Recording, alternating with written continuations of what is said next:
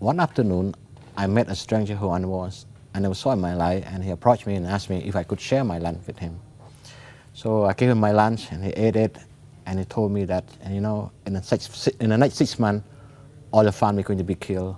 And he went on to tell more story about that.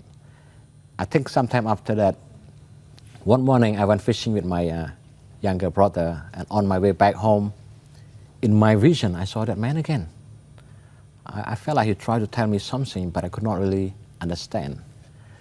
On my way back home, I saw Khmer Rouge soldier that was sharpened knives and axe and switchblade. At that moment, I became convinced whatever the stranger said 6 months earlier could become possible for my family that day. I got home, I saw they arrested my father. They brought his arm backward, and my father confronted him. He said, "What is wrong with me? I perform all duty required by the government." And one of them said that today we will destroy you. The fear of being killed was so terrible in our lives. We could hardly stand still. We were so shaky, tremble. I wish something like heart attack or quick. Then they took her to the jungle. I think about 15 minutes prior to the killing, in that time they were digging into graves not yet ready for us. Yeah. And they tried to stop us. And then I walked to my father and carrying him, my baby brother to him. I think he was absolutely emotionally choked up. He could hardly say a few words. But somehow he forced himself to say a few words. One of the words he said was that, "I love you." That was the first time that my father said that. It really meant a lot to my life. Then they took him to the grave, and he turned back and said that, "Goodbye, we come together, we die together as a family commitment." Then they make him kneel down and they bash him from behind. They chop at him, grab his leg, threw him to the pit.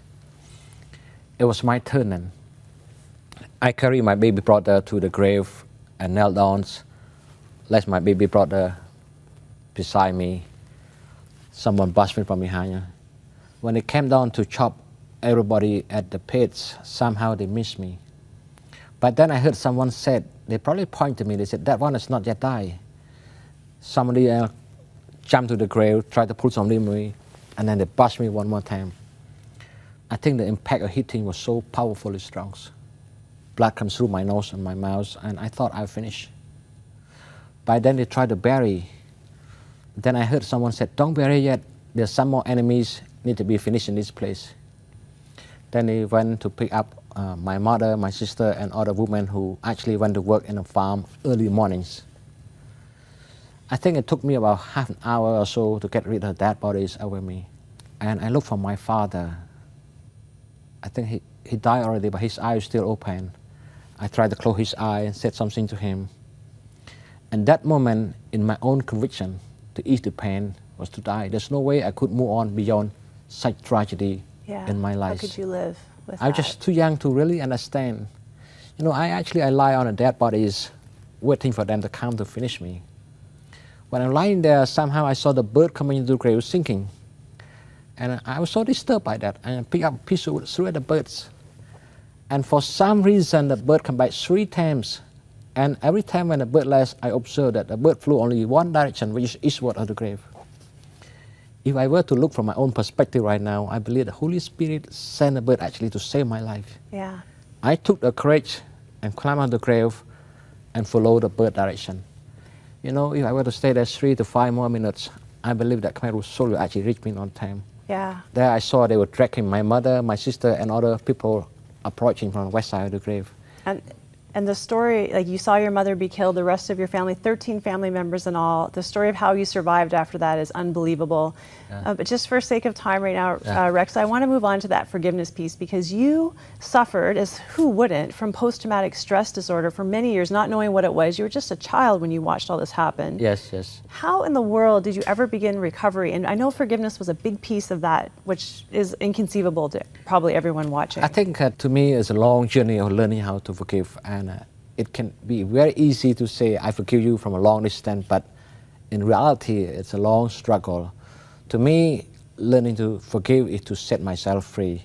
Yeah. to let go all emotional and negative emotion, especially bitterness, hurt, anger, and disappointment, all kind of that. But it's not easy, and I actually went to meet my family killer in Cambodia and to forgive them. I mean, Yeah. it's a long, difficult journey, and to look through the man's eyes, to say just a few words, I forgive you.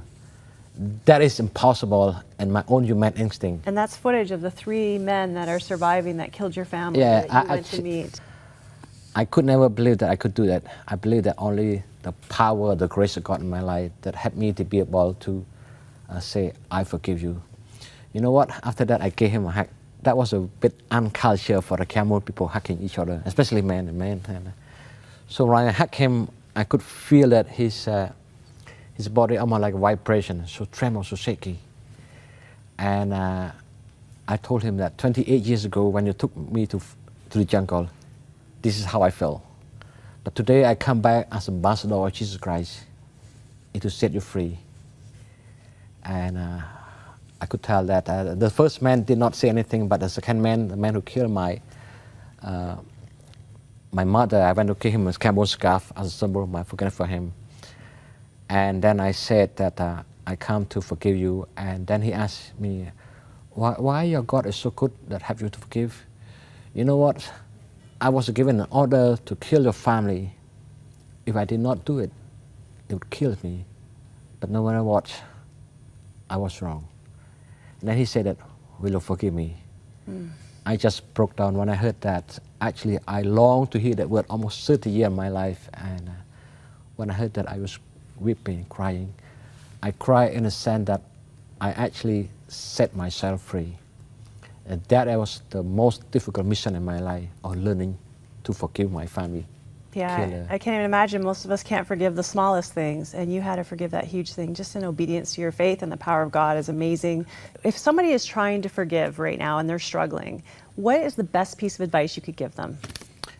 I think that one thing, they need to look at their own brokenness, and there's no way they could live their life with all kind of hurt and bitterness and brokenness and pain, all kind of that.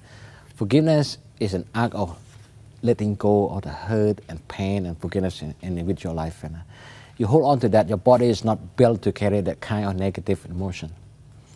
The only way is to let it go. Like Jesus said, if the Son set you free, you shall be free indeed. So forgiveness is an act of liberating yourself from all kind of negative emotion. Set yourself free. And by the grace of God, you're willing to take that road, He will set you free.